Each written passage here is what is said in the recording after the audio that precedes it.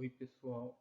Vamos iniciar aqui a nossa aula de literatura, que o objetivo é esse tópico principal, vai casado com as páginas do caderno de vocês, do aluno lá das 103, 104 e 105. A literatura e a construção da modernidade e do moderno. Nós precisamos voltar um pouquinho e ver o que estava acontecendo na história, no país, no mundo nessa época. Holocausto, guerra, bomba atômica, homem na lua. Aqui foi um século bastante conturbado. Já que no século XX, de 1901 a 2000, foi um período contraditório, marcado por avanços tecnológicos, transformações de diversos aspectos da vida social, econômica, política e cultural. Foi também no início do século XX que, em pleno clima de modernidade, surge um movimento de renovação cultural e artística em contrapartida ao academicismo e a certos padrões estéticos vigentes na época. Né? E aqui na imagem você tem um quadro de Pablo Picasso. Oh, padrões estéticos, academicismo vigente na época seriam as palavras-chave. Aqui vocês têm uma imagem da usina nuclear que começou, né, com esse que simboliza a tecnologia. Esse movimento denominado modernismo, ele vai se alimentar do que? Do clima da modernidade do século XX, ou seja, ruptura com tradições, culto à razão, consolidação da revolução industrial, do urbanismo, desenvolvimento do capitalismo. Já a modernidade se refere a aspectos típicos modernos e ao modo como os tais aspectos são experimentados pelos indivíduos, as atitudes associadas a um processo contínuo de evolução e transformação, tendência culturais e movimentos artísticos. A modernidade está relacionada a isso, a esse movimento dos experimentados pelos indivíduos, pessoal. Nós temos uma imagem aqui da Estação da Luz no início do século XX. Nós vamos refletir um pouco agora como essas ideias foram introduzidas na produção literária brasileira. A imagem da Avenida São João, né? O berço do modernismo pode ser representado pela cidade de São Paulo, considerada a mais moderna do século XX. A realização na cidade de São Paulo, no ano de 1922, Semana da Arte Moderna, costuma marcar o modernismo no Brasil. Toda vez que eu tiver esta esta data, nós vamos relacionar a isto, ó, a Semana da Arte Moderna. E o que? O modernismo no Brasil. E aqui nós temos a imagem de algum modernista que nós vamos ver a seguir. Principais autores: Carlos Drummond de Andrade, que nasceu em Itabira, né, de Minas, considerado um dos maiores representantes da literatura brasileira do século XX. Sua carreira poética pode ser dividida em 4 fases, e cada uma delas composta por obras que permitem acompanhar a evolução de cada um dos seus temas e sua visão de mundo. Entre os fatos importantes que marcaram essa Semana da Arte Moderna, nós vamos falar, destacar aqui, ó, em São Paulo, que foi a exposição dos quadros da pintora Anita Malfatti. Ó, ela, ela tem esse quadro tropical, mas ela também tinha um quadro chamado Japonês e o Estudante, que quem esteve presente se sentia de certa forma indignado, porque ela quebrava com algumas construções já que vinha imposta pelo antigo período, né? Essa exposição de Anitta, ela gerou uma polêmica de discurso bem inflamado. Quem, quem que ela teve com uma pessoa que se levantou contra, se dispôs contra ela? Monteiro Lobato foi que protestou contra o movimento, tá? Ele se tornou mais ácido na sua manifestação. Aqui nós temos uma escultura de Victor, ó, que já mostra já o rompimento com os padrões do passado, ousadia, a busca pela experimentação de novas linguagens, entre outros, marcam a Semana da Arte Moderna de 22, tornando um divisor de água no país. Teatro, Teatro Municipal, Semana da Arte Moderna, que você pode ter um exemplo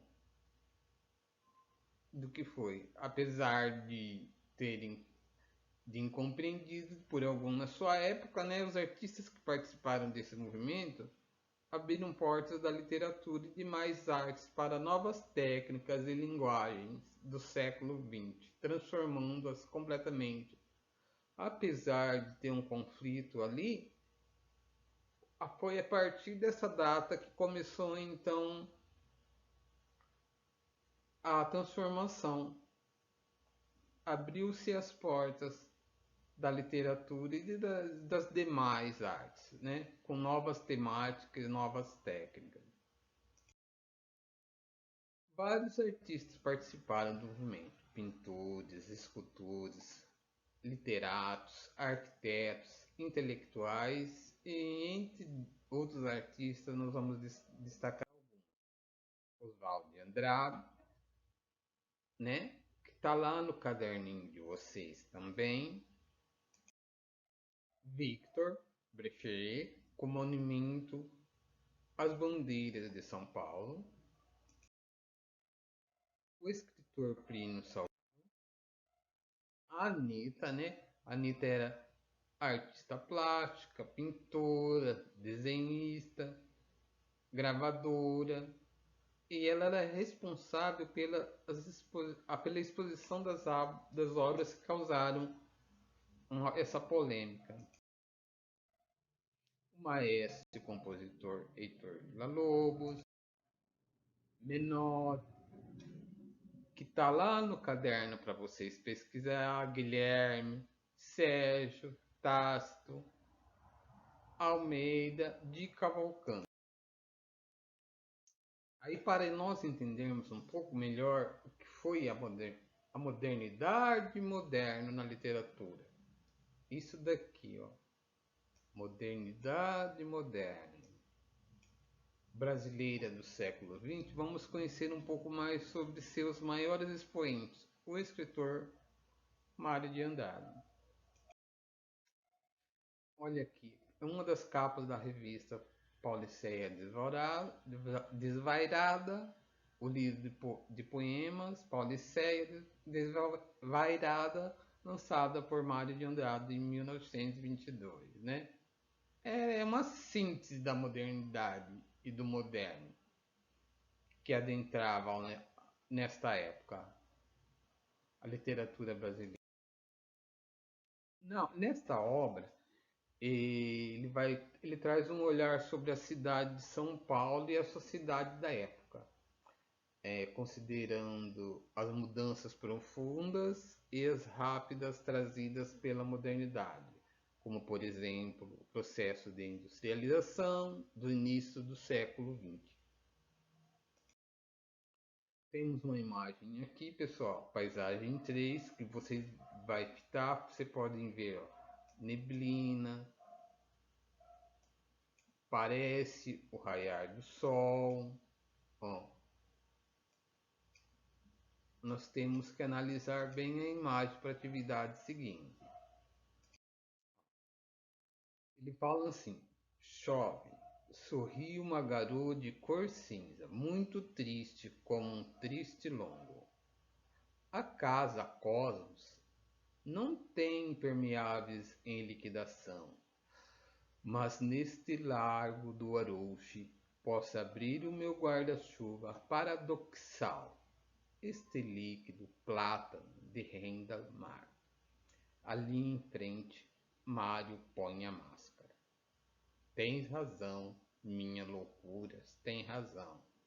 O rei de Tule jogou a taça ao mar. Os homens passam encharcados, os reflexos dos vultos curtos mancham o petit pavé. As rolas da normal esvoaçam entre os dedos da garoa.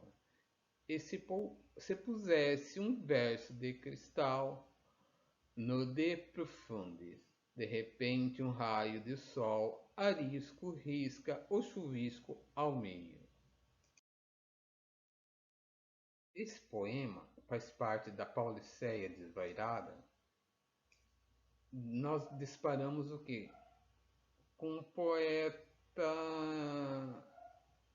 poeta retratando São Paulo nos 20, né? Essa cidade reflete o rosto de seus habitantes, diz, diz Oswald de Andrade, a cidade de Mário, né?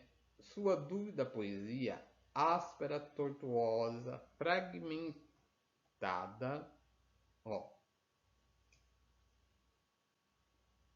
difícil até mesmo de exprimi-la, mas isso é que Mário tenta fazer o que os olhos e a mente costumam ao novo, aos olhos e a mente.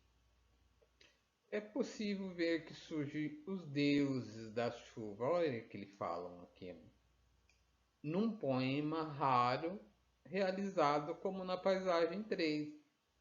Ele traz essa síntese da imagem do poema.